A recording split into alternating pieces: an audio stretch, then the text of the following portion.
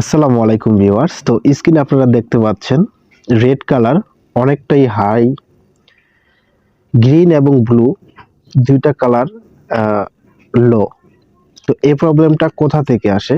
Maximum সময় প্রবলেমটা আসে পিকচার টিউব থেকে এবং সার্কিট থেকে আসে। তো আমরা দেখব কিভাবে সমস্যাটি সমাধান করা যায়, কোথা থেকে সমস্যাটি এলো। স্টেপ বাই স্টেপ ফিরছি ইন্টোর পর।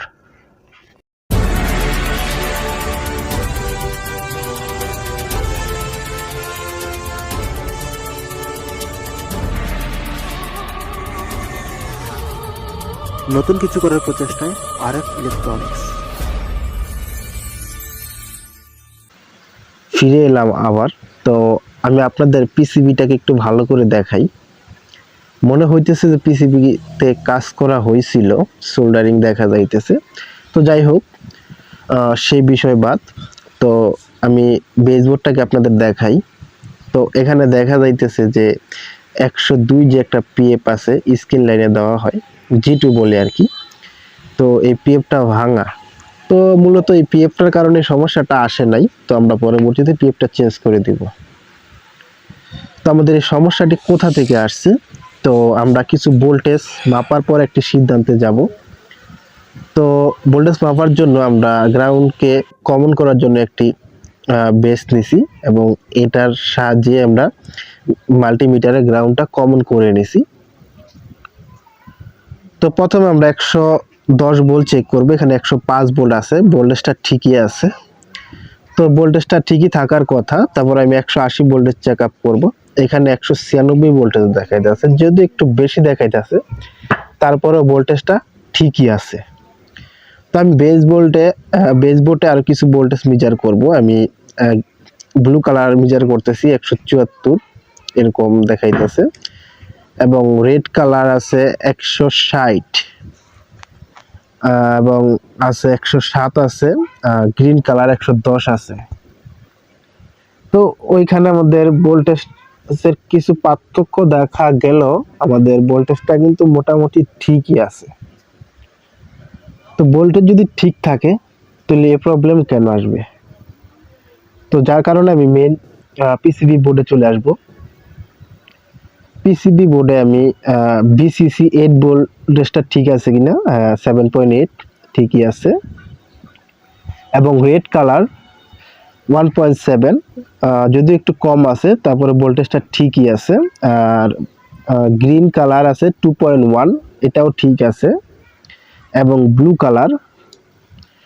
কালার আছে 1.6।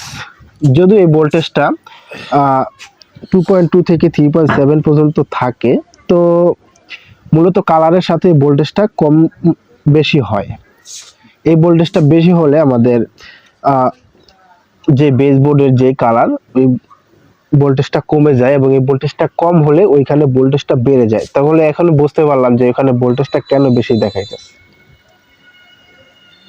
তো এখন আমি 10 রেজিস্ট্যান্সের আউটপুটে ভোল্টেজ মেজার করব। তো এখানে আমরা দেখতে পাইতেছি 119, 161।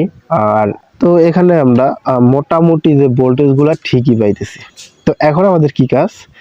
তো আমাদের যেহেতু রেড কালারটা বেশি আসতেছে, আমি রেজিস্ট্যান্সের উপর একটু হাত দিয়ে দেখতেছি। তো আমাদের মাঝের রেজিস্ট্যান্সটা কিন্তু গরম হইতেছে, আর মাঝের রেজিস্ট্যান্সটাকে রেড কালার সাপ্লাই দেওয়া হয়েছে। তাহলে আমরা রেড কালার পিনটাকে এখান থেকে ওপেন করে দেব।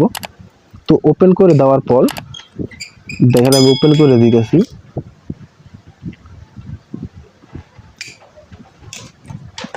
আর এখানে যে আমাদের রেজিস্ট্যান্সটা সাপ্লাই দেওয়া হয়েছে 180 ভোল্টেজ, তো এখানে আমি ফাটা দেখতেছি, লুজ কন্ট্যাক্টর। তো আমি এটাকে ভালোভাবে সোল্ডারিং করে নিব।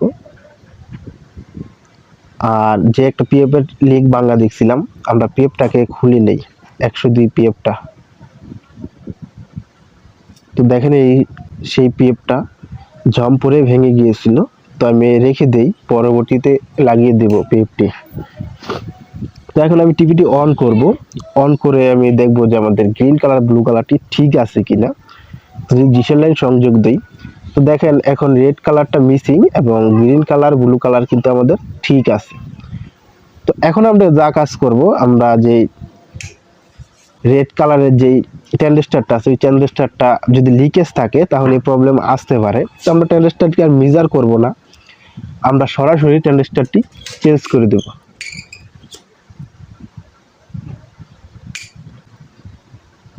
দেখেন আমি ট্রানজিস্টরটি খুলে নেব, এখন বেসবোর্ডটি খুলে ট্রানজিস্টরটি খুলে নেব।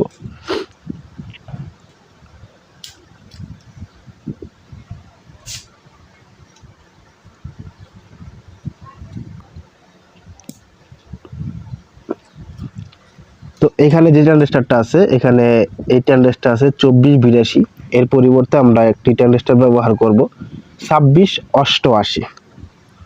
তো এই ট্রানজিস্টরটি আর ওই ট্রানজিস্টরের তুলনায় অনেক বেটার পারফর্ম করে এবং এম্পিয়ারও বেশি। তো আমি এই ট্রানজিস্টরটি এখানে ব্যবহার করব। তো দেখেন আমি ট্রানজিস্টরটি এখানে লাগাই নিছি, আর এখানে যে আমি 102 পিএফটা, এই পিএফটা একবারে লাগাই নেব। এখানে লাগিয়ে আমি সোল্ডারিং করে লেগগুলো কেটে নেব।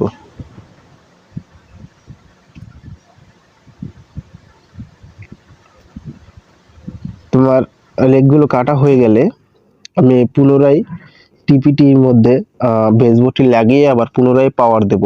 পাওয়ার দিয়ে দেখবো যে আমাদের সমস্যাটি সমাধান হলো কিনা। আশা করি সমস্যাটি সমাধান হয়ে যাবে। তো আমি টিপিটির মধ্যে পাওয়ার অন করতেছি, পাওয়ার অন করলাম এবং স্ক্রিনে দেখার চেষ্টা করতেছি। তো আমাদের সমস্যাটি সমাধান কিন্তু হয় নাই। যেহেতু প্রবলেমটি সমাধান হয়নি, তাহলে আমাদের বেসবোর্ডে আরো কিছু প্রবলেম আছে। তো কোনো জিনার শর্ট থাকতে পারে, রেজিস্ট্যান্সে ভ্যালু হাই লো হতে পারে এবং ক্যাপাসিটর খারাপ থাকতে পারে। তো যাই হোক, বেসবোর্ড আর প্রবলেম আছে, আমাদের বেসবোর্ড আর পরীক্ষা নিরীক্ষা করে দেখতে হবে।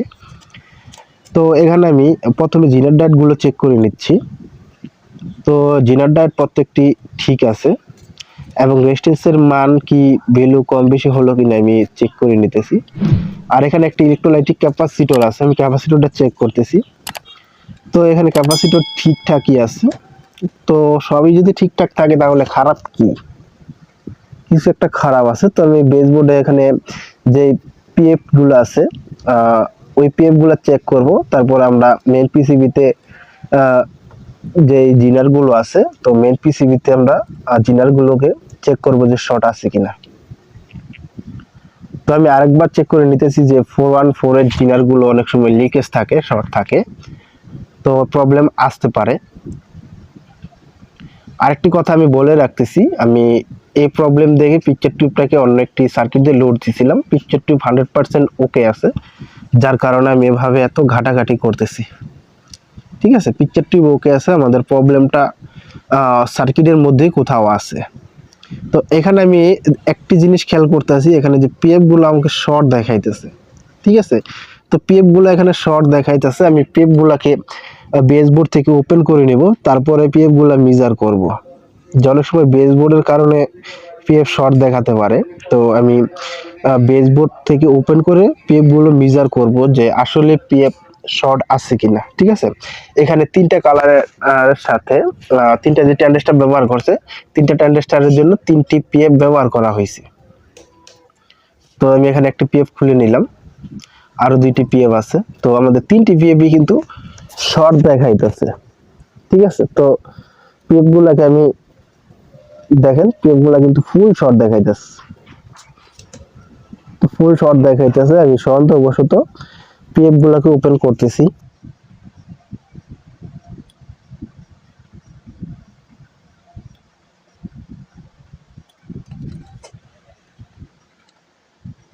তো দেখেন পিএফ গুলো আমি এখানে মেজার করতেছি, পিএফ শর্ট নাই। দেখেন পিএফ কিন্তু শর্ট নাই। তো পরবর্তীতে পিএফ আমরা লাগাই নেব। ঠিক আছে, আরেকটা পিএফ আছে, আমরা আরেকটা পিএফ দেখব, এটা উপর থেকে শর্ট দেখাইতেছে। তো এই পিএফটাকে আমরা ছুটাই নেব।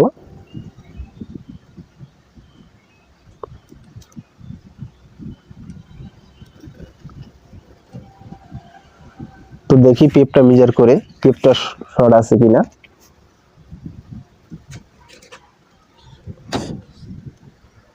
তো দেখেন পিএফটা শর্ট নাই। তো দেখি এই পিএফটা প্রথম দিয়ে খুলছিলাম, পিএফটা দেখেন পিএফটা শর্ট আছে, প্রথমে আমি মেজার করি নাই। তো এখন আমি যে তিনটে পিএফ খুললাম, তো তিনটা পিএফই ওপেন রাখলাম, আমি আর পিএফ লাগালাম না। পিএফটা না লাগিয়ে আমি লাইন দিয়ে দেখি যে আমাদের স্ক্রিনে কি অবস্থা আসে। তো স্ক্রিনে দেখেন যে একটা অন্য ধরনের একটা ফল্ট আসলো। তো আমাদের স্ক্রিনটা একবার ঘোলা আসতেছে, ভেরিয়েবল লারি নাই, তাহলে এরকম ঘোলা আসতেছে কেন? দেখি যে ফোকাসের যে তারটা আছে এখানে কি কোনো প্রবলেম হইলো কিনা। তো দেখেন এই তারটা ছিঁড়া রয়েছে, তো অনেক ক্ষেত্রে এই সমস্যাগুলো হয়, ছিঁড়া থাকে। তবে যাই হোক, আমি তারটাকে লাগাই নিছি। তো এখন আমি টিভিতে পাওয়ার দেব, পাওয়ার দিয়ে দেখবো যে আমাদের সমস্যাটি কি সমাধান হলো কিনা। তো স্ক্রিনে আমি আপনাদের দেখানোর চেষ্টা করতেছি, দেখেন এখন আর কোনো রেড কালার বেশি নাই, আমাদের কালার কিন্তু পারফেক্ট আছে। তো আমাদের সমস্যা কিন্তু সমাধান হয়ে গেছে।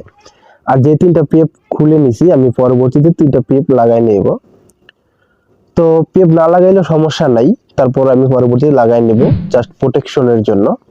তো ভিডিওটি কেমন লাগলো অবশ্যই কমেন্ট বক্সে জানাতে ভুলবেন না। আর আমাদের চ্যানেলে নতুন হলে অবশ্যই চ্যানেলটিকে সাবস্ক্রাইব করে আমাদের পাশে থাকবেন। ধন্যবাদ, দেখা হবে নতুন কোনো ভিডিওতে।